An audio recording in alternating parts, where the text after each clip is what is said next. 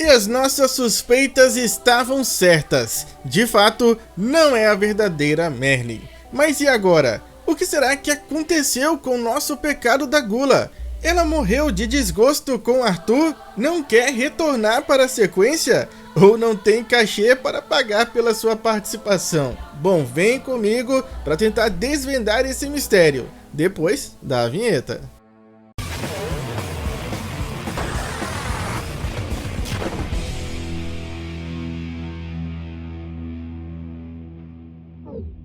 Mas antes da gente falar sobre o paradeiro da Merlin, é importante a gente comentar e esclarecer alguns outros pontos importantes, mostrados também neste capítulo. A gente viu, que Ironside saiu em desespero à procura do Reino Eterno com sua esposa e filho à beira da morte. Ambos estavam com a respiração muito fraca, da qual ele cita, quase não conseguir nem escutar, indicando que realmente algo muito grave aconteceu com os dois. O que nos leva novamente à teoria citada aqui no canal, de que durante o seu nascimento ou algum outro momento específico, o Percival despertou seus poderes e quase consumiu toda a vitalidade de sua própria mãe e do seu irmão, deixando portanto ambos neste estado. E por mais que o Ironside tentasse reverter essa situação, seja por um feitiço poderoso de cura ou medicamentos super raros, nada disso funcionou. Pois como a gente viu, nem mesmo a magia de cura do Tristan foi capaz de reverter este estado. E isso indica que somente o próprio Percival seria o único capaz de reverter. Ou melhor, na verdade, não é exatamente o único, pois diante do desespero de ver um dos seus filhos e sua esposa naquele estado e não conseguir fazer nada para ajudá-los, Ironside tinha como única e última esperança o Reino Eterno. E ele conseguiu chegar até ele. Porém, como o capítulo nos mostrou, somente o seu filho conseguiu sobreviver, pois a sua esposa certamente já estava morta quando eles encontraram o reino, o que confirma mais uma vez que Arthur não tem o poder de reviver os mortos, mesmo dentro do Reino Eterno, e que Diodora só pode viver dentro desse reino, pois é através do Reino Eterno que o seu estado mumificado, frágil, é neutralizado. E ainda assim, o poder do Percival é tão grande e assustador que o Diodora não está 100%, como o próprio capítulo nos deu indícios. Portanto, nem mesmo o poder do Arthur é capaz de reverter totalmente os danos causados pela magia do Percival, dentro, claro, do contexto dessa especulação. E sendo assim, ele não pode de forma alguma sair do Reino Eterno, e para se certificar de que isso nunca irá acontecer, o Ironside criou na mente ali do garoto a imagem de que Britânia é um reino assustador e muito perigoso. Mas a gente sabe que não é exatamente assim. Então eu acredito que seja exatamente isso que aconteceu com Ironside e toda a sua família. E se você por acaso ainda não assistiu ao vídeo anterior, onde eu comento mais sobre isso, eu recomendo que você assista para poder complementar com tudo que eu citei aqui agora. Mas e a Merlin? O que será que aconteceu com a maga? Porque Arthur teve que fazer uma fada se transformar na Merlin para ficar ao seu lado?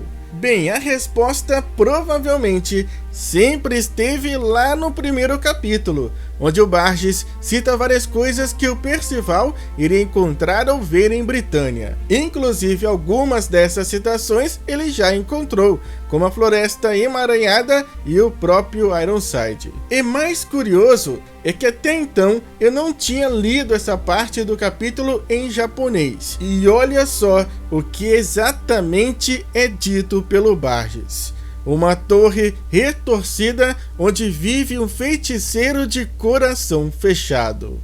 Foi exatamente isso que o Barges disse para o Percival. Com isso eu acho que não ficam muitas dúvidas. A Merlin certamente ficou desapontada e triste com o caminho que Arthur seguiu. E eu até acredito que ela tenha tentado intervir, mas que acabou falhando e decepcionada consigo mesmo por ter começado tudo isso e não ter conseguido parar, Merlin partiu deixando Arthur e se isolou do resto do mundo, numa torre mágica que nem o próprio caos poderia penetrar. Mas por que, Merlin iria ter essa atitude de se isolar de tudo e todos? Porque ela simplesmente não conseguiu mais encarar seus ex-companheiros, por ela não ter conseguido cumprir a promessa que fez a eles. Merlin, você será responsabilizada por ter ressuscitado o caos. Então sugiro que dedique o resto da sua vida a proteger e guiar o Arthur. E você veio até aqui só para me dizer isso? Não precisava, esse já era o meu plano. E também, nós somos responsáveis por perdoar a sua tolice. Então,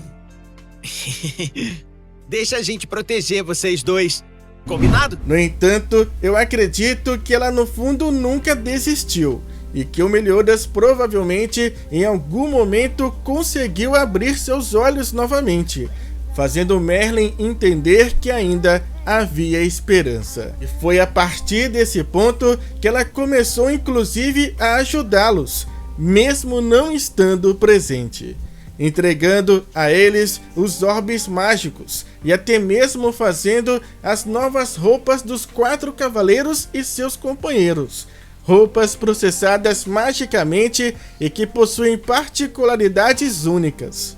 Fora que todo aquele contexto ali entre o Meliodas e Gawain discutindo sobre a pessoa que criou essas roupas remete muito à possibilidade de ser a Merlin. E é bem provável que ela ainda tenha seus olhos em Camelot também, pois sabemos que o Orlond é uma de suas criaturas favoritas e muito leal a Merlin. Então não me surpreenderia se ela tivesse pedido para que Orlond ficasse, para que ele pudesse vigiar de perto Arthur, pois eu duvido que até mesmo ele iria concordar com as suas ações. Portanto, é muito provável que a nossa maga, apesar de tudo que já fez, irá se redimir, irá lutar ao lado dos pecados e os 4 cavaleiros para fazer com que Arthur volte a ser como era antes. Mas e vocês? Concordam com tudo isso ou possuem uma opinião ou teoria diferente? Comenta aí, vamos continuar conversando e debatendo sobre isso agora aí nos comentários. E desde já eu agradeço a cada um de vocês e espero ver todos novamente aqui no nosso próximo vídeo. Falou, fui, é nóis!